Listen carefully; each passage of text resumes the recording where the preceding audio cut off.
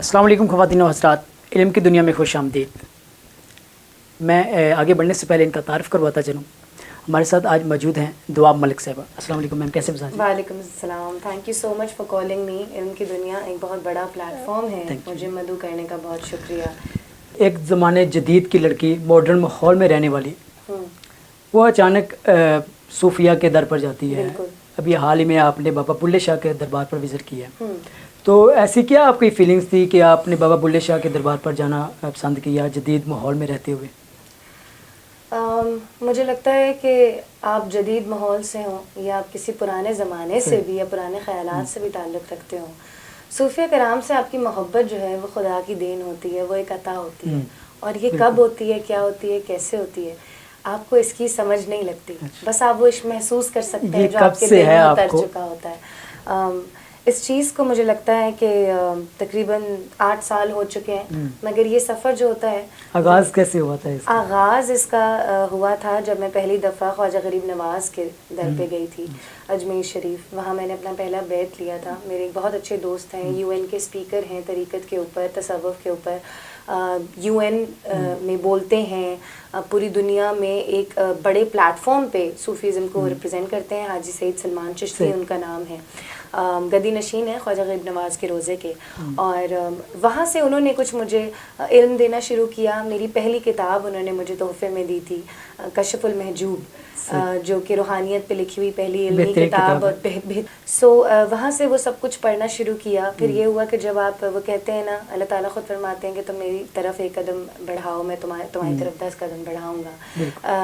तो वो मुझे लगता है मेरा पहला कदम था। फिर खुदा ने हाथ पकड़, उसके बाद सूफीज़म के साथ बिल्कुल बिल्कुल बाबा बुल्ले शाह की जहाँ तक आपने बात की, मैं आपको सच बताऊं कि ये तो बुलावा होता है। मैं बैठी थी, हमारे एक मशहूर ट्रेनर हैं लाहौर में, अली अब्बास साहब, उनके साथ में बैठी थी। तो वो सारी तसव्वुफ़ पे गुफ्तगू चल रही थी। किताब भी है ना, तसव्वुफ़ और आज के सूफ़ी के नाम। बिल्कुल बिल्कुल बिल्कुल। और ये सूफ़ीज़म ही ऐसा एंकर पॉइंट था जिसने हम दोनों की मुलाकात करवाई, और फिर वो डिस्कशंस पे डिस्कशंस होती रही। तो जब लाइफ हिस्ट्री में बाबा बुल्ले शाह की सुन रही थी, तो मुझे वो फैसिनेटिंग तो लगी, मुझे वो रिलेटेबल भी लगी। बिकॉज जब एक लड़की, चाहे वो जितने भी घरेलू ख़यालात रखती हो, मजहबी ख़यालात रखती हो, मगर जब उसका ताल्लुक़ फ़नकारी से हो जाता है या आर्ट से हो जाता है, तो कहीं ना कहीं उसकी तज़लील हो रही होती है या वो इज़्ज़त नहीं मिल रही होती जो वो डिज़र्व करती है। सो हम माशरे से बहुत तारीफ़ें तो सुनते हैं, मगर जो नेगेटिविटी भी फेस करते हैं उसके बारे में लोगों को इल्म नहीं होता। इसकी वजह से हमें बहुत सारी चीज़ों से दूर भी हो जाना पड़ता है जिनसे हम दूर होना नहीं चाहते। बाबा बुल्ले शाह के साथ भी अपनी ज़िंदगी में यही हुआ। वो बहुत ज़्यादा जज्ड रहे फ्रॉम पीपल। बेस्ट चीज़ ये थी कि उन्होंने अपना जुनून नहीं छोड़ा, और यही वजह है कि आज तकरीबन मतलब वो अपने मिशन पर डटे रहे, जो उनकी थॉट्स थी। एग्जैक्टली 300-350 साल बाद भी उनके कलाम आज तक सारी दुनिया के फनकार पढ़ रहे हैं और मशहूर हैं और दिल पे असर करते हैं। बिल्कुल। तो आपको वहाँ पर क्या चीज़ मुनफरिद नज़र आई बकाया दुनिया से? ना पूछें, ये चीज़ें अनएक्सप्लेनेबल होती हैं। मुनफरिद, सब कुछ मुनफरिद था वहाँ पे। एक रूहानी कैफियत आप पे तारी होती है। लोगों का वहाँ पर क्या रवैया था? आपने देखा होगा कि आपने दरबार में एंटर होने से पहले भी लोगों को देखा होगा कि किस तरह के लोग हैं, उसके बाद भी वहाँ पर तकरीबन वही लोग ही होते हैं दरबार के अंदर भी जो होते हैं, तो उनके बाहर और अंदर में जाके क्या फीलिंग्स होती हैं? देखें, जब मैं शायद कंट्रोवर्शियल बात हो जाए, क्योंकि मैं यहाँ ऑन रनिंग हूँ बिल्कुल, टीम जहाँ जहाँ जा रही है मैं वहाँ जाके इंटरव्यूज़ कर रही हूँ, उसके साथ साथ मैं अपना काम भी कर रही हूँ। और लाहौर आपको पता है बहुत बड़ा है, तो ट्रैवलिंग में टाइम लगता है। सो मैं अपने एक इवेंट पे थी, वहाँ मैंने होस्टिंग की, और मेरे पास दुपट्टा नहीं था उस वक्त। जब मैंने प्लान किया कि मैं बस जा रही हूँ दरबार पे, ठीक है, दुपट्टा नहीं था, तो मैं बड़ा कंफ्यूज थी कि मैं मुझे मेरे पास दुपट्टा नहीं है, मैं क्या करूँगी, पता नहीं वहाँ से कोई स्कार्फ या सर ढकने को चीज़ मिलेगी या नहीं। तो मैं रास्ते में थी और मैंने कहा कि मैं जब दर पे जाऊंगी तो पता नहीं लोग मुझे किस तरह देखेंगे। उस सारा जो मामला क्रिएट हुआ था ना, सर्कमस्टांसेस, उसने मुझे और ज़्यादा रिलेट कराया बाबा बुल्ले शाह से, उनकी कहानी से। Because when I went to his there I was scared of being judged even then, मगर जब मैं वहाँ गई, यकीन मानिए मुझे किसी ने आंख उठा के नहीं देखा। اور مجھے وہاں دوپٹہ کتنی آسانی سے وہاں جو پھولوں کے جو بیچ رہے ہوتے ہیں وہ سارے لوگ ہوتے ہیں, انہوں نے مجھے اپنا ایک دوپٹہ دیا اور اتنی دیر میں علی عباس صاحب بھی ایک دوپٹہ میرے لیے خرید کے لے آئے.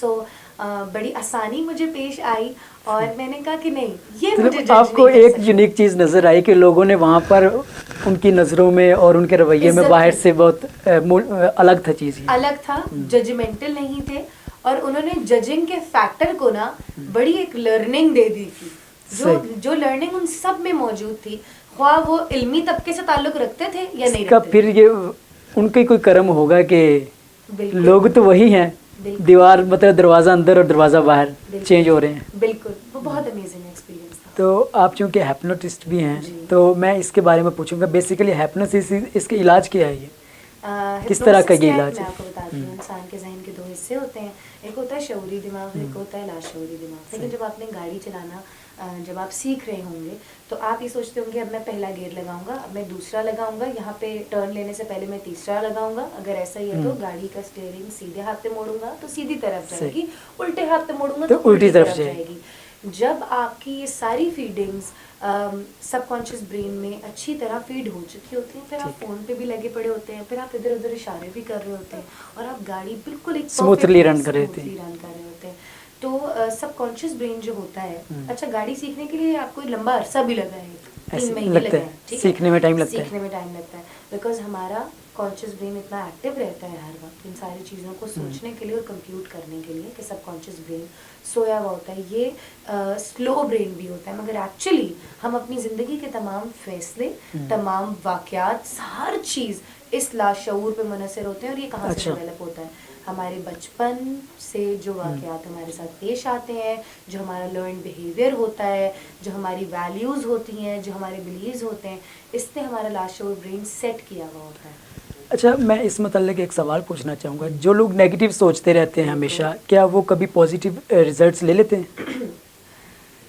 دیکھیں, رزلٹ آپ وہی حاصل کرتے ہیں جس کی پہلے سے آپ نے تیاری کی ہوتی ہے یا آپ نے سوچا ہوتا ہے. ٹھیک ہے, اگر آپ نے بہت محنت کی ہے, ایک بچے نے ایگزام سے پہلے بہت محنت کی ہے, اپنے بڑا یاد کیا ہے, سب کچھ کیا ہے, اور اس کے اندر یہ خوف ہے کہ میں پچھلی دفعہ بھی فیل ہوا تھا, میرے گریڈز لو آئے تھے اور میرا اگلی دفعہ بھی گریڈز لو ہی آنے ہیں یار, مجھے اب یہ نہ ہو جائے کہ میں دوبارہ فیل ہو جاؤں, اس کی ساری پڑھائی جو ہے وہ پانی میں ڈوب جائے گی. اچھا, رائٹ, بیکاز اس نے پازیٹیوٹی تو اس نے کی بھی ہے, مگر نیگیٹیوٹی کا اتنا رجحان ہو چکا ہے کہ وہ اس پر حاوی ہو چکی ہے.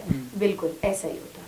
تو پاکستان میں سائیکو تھراپی کے بارے میں کوئی اقدامات نہیں ہو رہے, اور جو ہو رہے ہیں وہ بھی بہت منیمم لیول پر, اور ایک مطلب جو جس چیز کی ضرورت ہوتی ہے اس لیول پہ نہیں ہو رہے. تو اس کی وجوہات آپ کو کیا نظر آتی ہیں؟ دیکھیں, جب میں نے سائیکو تھراپی کی ٹریننگز لی تھیں, ہپنوٹسٹ میں بنی تھی, ساری چیزیں ہوئی تھیں, تو میں اپنے بیچ میں نا, جس بورڈ سے میں نے پڑھا تھا, میں پہلے بیچ سے تھی. میرے بیچ میں میرے ساتھ تقریباً کوئی 30 لوگ ہوں گے, 35 لوگ ہوں گے. ان سب نے سائیکو تھراپی کے جو کورسز تھے وہ یا تو اپنی ذات کے لیے کیے تھے, ذات کو بہتر بنانے کے لیے, ریلیشن شپ کو, اپنے کریئر کو, یا اپنی فیملی میں لوگوں کو, کوئی نہ کوئی ان کا کوئی چھوٹا یا بڑا آبجیکٹیو تھا وہ کرنے کا. آبجیکٹیو آپ دیکھیں, سائیکو تھراپی تو بہت لوگ, مطلب ہزاروں کی, لاکھوں کی تعداد میں پاکستان میں پڑھی جا رہی ہے, مگر موٹیو کیا ہے پڑھنے والے کا. جیسے میرا جو بیسک موٹیو تھا وہ یہ تھا, اچھا میں آپ کو سچ بتاؤں کہ اگر میں یہ کہوں کہ میرا موٹیو یہ تھا کہ میں نے لوگوں کی ہیلپ کرنی ہے یا لوگوں کو تبدیل کرنا ہے, تو یہ ایک سراسر شاید جھوٹ ہوگا. شروع میں میں نے اپنی ذات کے لیے کیا تھا, بیکاز جب انسان, اچھا یوزلی جو لوگ ہوتے ہیں وہ کہتے ہیں کہ ہم نے دوسروں کے لیے کیا ہے, بالکل, حالانکہ وہ کار اپنے لیے رہے ہوتے ہیں. اچھا, میں نے بالکل, آپ ایکسیپٹ کر رہی ہیں کہ آپ نے اپنے لیے کیا, دوسروں کے لیے اپنے لیے تھا, اور مجھے کچھ بھی نہیں پتا تھا کہ یہ لائف کوچنگ کا کورس ہوتا ہے. مجھے یہ پتا تھا کہ یہ نیورو لنگوسٹک پروگرامنگ ہے, جس میں آپ ایک انڈیویجول کی ذات کی گہرائیوں میں سوچوں کو بھی بدل دیتے ہیں, سوچوں کو بدل دیتے ہیں, زندگی بدل دیتے ہیں. سو میں نے یہ سب کچھ اپنے لیے کیا تھا, and while drowning into the course I got to know that now I am a certified life coach and I can do it to people. اور اس کی بھی میں نے کوشش نہیں کی تھی, کیونکہ میرے پاس ایک ذاتی کہانی تھی جس میں بہت سارے ایسے پہلو تھے جس سے لوگ ریلیٹ کر سکتے ہیں. سو وہ ساری کلائنٹل, وہ ساری چیزیں خود ہی ڈیولپ ہونا شروع ہو گئی. بالکل. تو میں اس متعلق ایک سوال اور کروں گا کہ مذہب چونکہ انسان کے لیے ایک مشرہ ہوتا ہے, تو انسان کی نفسیات پر وہ کیسے اثر انداز ہوتا ہے؟ دیکھیں مذہب جو ہوتا ہے ہماری انسانی ذہن کے اندر لاشعور میں ویلیوز ہوتی ہیں, ٹھیک ہے, سیٹ آف پریورٹیز جن سے ہم اپنی زندگی کے فیصلے لے رہے ہوتے ہیں. اس میں سے جو سب سے پہلی ویلیو ہوتی ہے وہ آپ کا ہوتا ہے بلیف, جس کو چینج کرنے کی ہمیں بھی اجازت نہیں. ٹھیک ہے. بلیف ایسا ہوتا ہے جیسے سورج کہاں سے نکلے گا اور کہاں غروب ہوگا, اور اللہ ایک ہے, اس کو ہم نہیں چھیڑ سکتے. بلیف جو ہوتا ہے ہمارا وہ ریلیجن ہوتا ہے. یوزولی جب ہم اپنے لاشعور سے نکالتے ہیں اپنا بلیف تو ہمیں تھراپیز کے درمیان پتہ چلتا ہے یوزولی وہ بلیف آپ کا مذہب ہوتا ہے.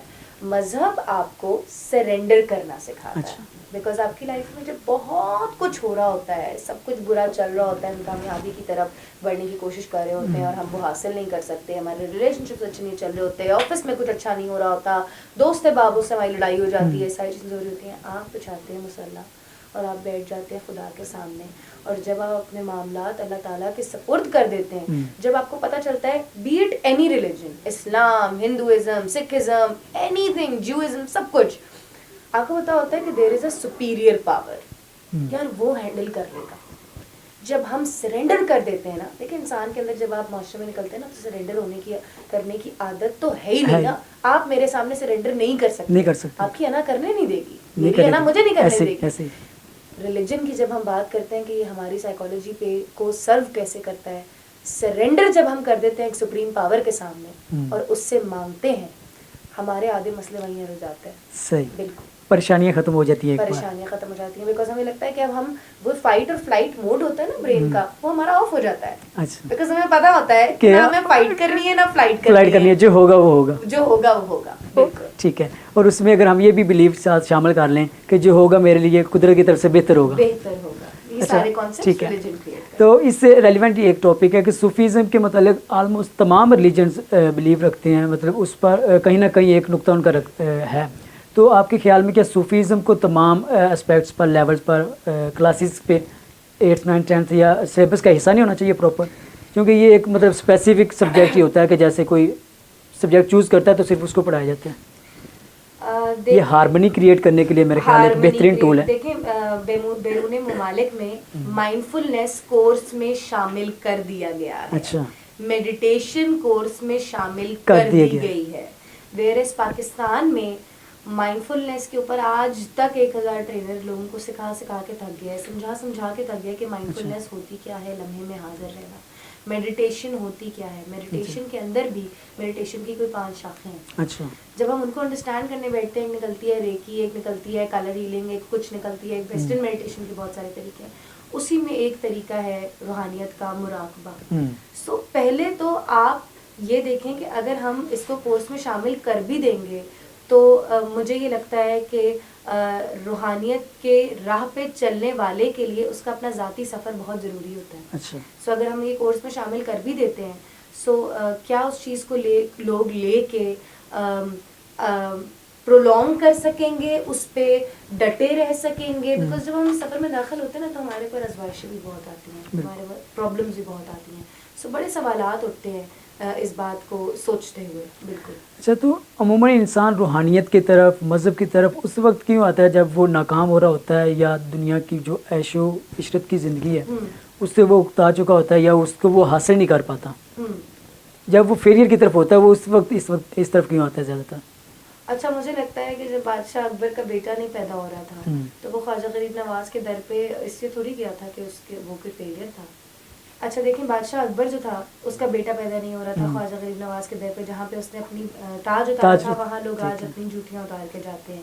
عابدہ پروین صاحبہ, بالکل, عابدہ پروین صاحبہ جب روحانیت سے ان کی لڑی لگ گئی تو وہ عابدہ پروین بن گئی. عابدہ پروین تک کا سفر. بالکل. عاطف اسلم ایک زمانہ گانا گاتا رہا, مگر جب اس نے تاجدار حرم گایا تو اس کی پروان چڑھ گئی. جنید جمشید بھی. اس کے علاوہ صنم ماروی ہیں, ٹھیک ہے, بہت بڑے بڑے ہمارے نام ہیں. نصرت فتح علی خان, کیا آپ کو پتہ ہے کہ نور جہاں اور نصرت فتح علی خان نے آج تک صوفیانہ کلام کے علاوہ کوئی کلام نہیں پڑھا, اور وہ جس عشق کی بات کرتے ہیں ہم اس کو اپوزٹ جینڈر سے منسوب کر دیتے ہیں ان گانوں. میں آپ کو پہلے اس بات کا بس تھوڑا سا جواب پورا دے دوں. اگر یہ چیز صرف ناکامیابی کی وجہ سے ان دروں پہ جانا ہوتا ہے یا ان سے لڑی ہماری تب لگتی ہے جب ہم ناکامیاب ہوتے ہیں, تو یہ لڑی محفوظ نہ رہتی, مضبوط نہ رہتی. اچھا, ان سے جڑنے کے بعد تو صحیح معنوں میں کامیابی ملتی ہے. اچھا, ناکامی آتی اس لیے کہ ان کے در پر جایا جائے. ایگزیکٹلی, بالکل. پھر تو راتوں کو سکون سے نیندیں آنا شروع ہوتی ہیں, بیکاز آپ کو وہ سارے سوالوں کے جوابات ملتے ہیں جو آپ کو اس دنیا میں ان لوگوں سے نہیں مل سکتے. تو اب آپ ہمیں بتائیے گا ذرا کہ ہم محبت کی جب بات کرتے ہیں یا کسی ایسے لٹریچر کی جس میں ہم, محبوب تو کوئی بھی ہو سکتا ہے, تو زیادہ تر ہم لڑکی کی طرف یا اپوزٹ جینڈر کی طرف کیوں چلے جاتے ہیں؟ دیکھیں, اس زمانے میں ہمارے جو ہم اپنی آس پاس دیکھتے ہیں چیزیں, ہم وہی سیکھتے ہیں. ایک بچہ جب ایک ہندو گھرانے میں پیدا ہوگا تو اس کو بتا دیا جائے گا بھگوان ہے, مندر ہے, گھنٹے ہے, تم نے گھنٹے بجانے ہیں اور تم نے بھگوان کی پوجا کرنی ہے. کرسچن گھرانے میں پیدا ہوگا تو اس کو حضرت عیسیٰ علیہ السلام کے بارے میں بتا دیا جائے گا کہ وہ خدا کے بیٹے تھے. اور جب وہ مسلمان گھرانے میں پیدا ہوگا تو اس کے کان میں اذان دے دی جائے گی.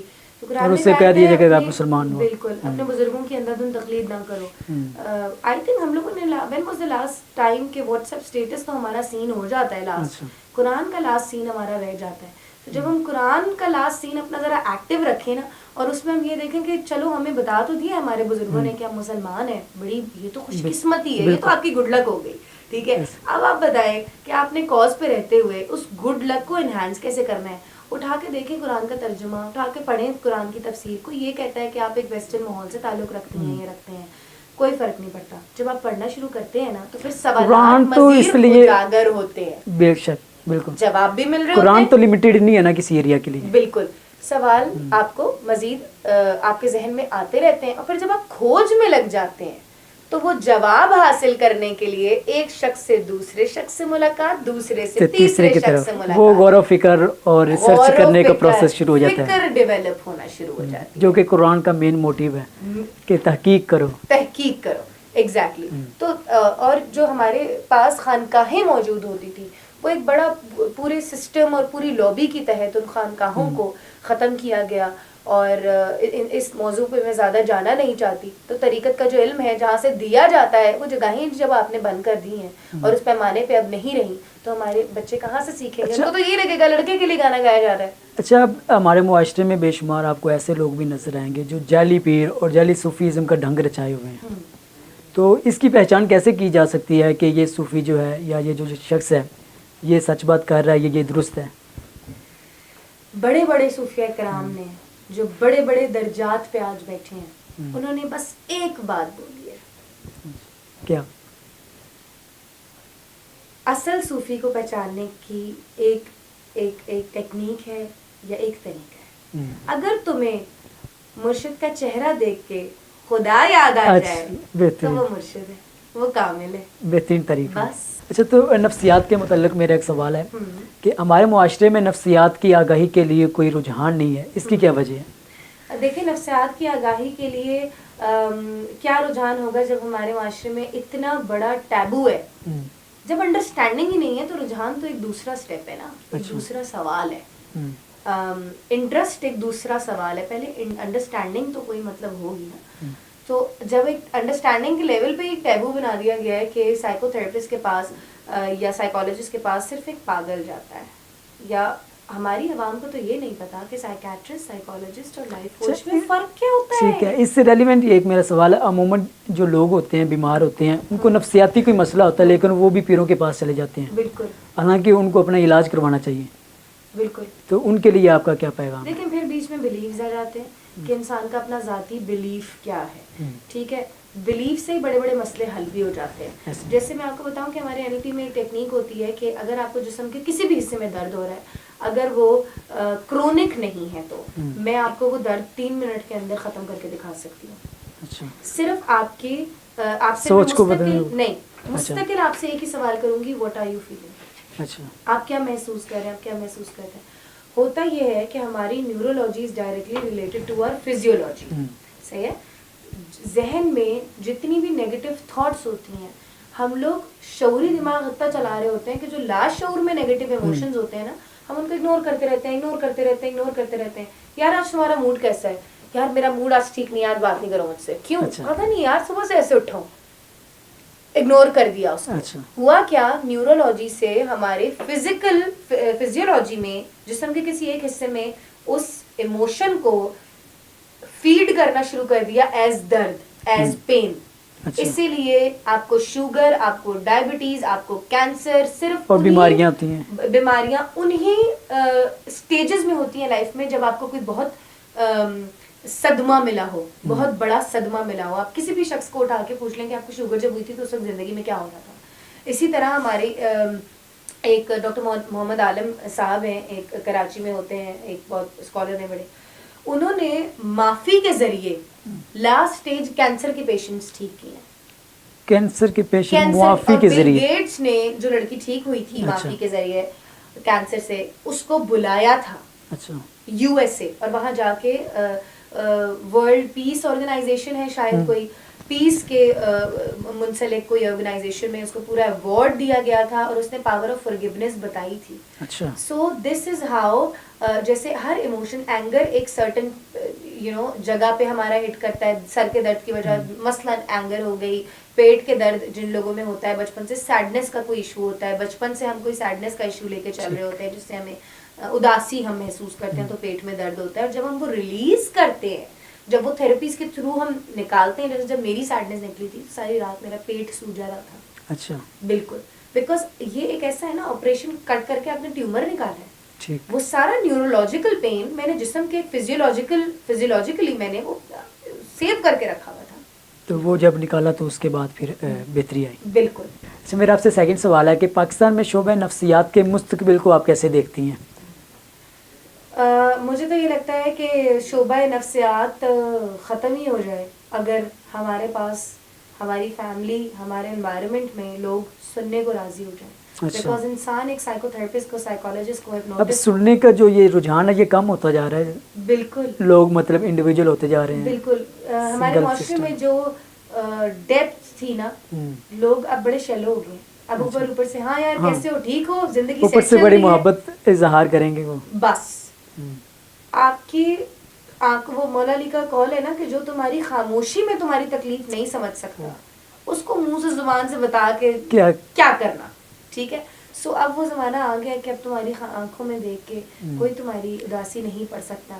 سو ہمیں سائیکالوجسٹ کے پاس تو جانا پڑے گا, سائیکیٹرسٹ کے پاس بھی جانا پڑے گا. بیکاز یاد رکھیں کہ اگر آپ ان سارے دردوں کو, تکالیف کو اپنی ذات میں رکھ کے آگے بڑھیں گے تو یہ تکلیفیں آپ تک محدود نہیں رہیں گی.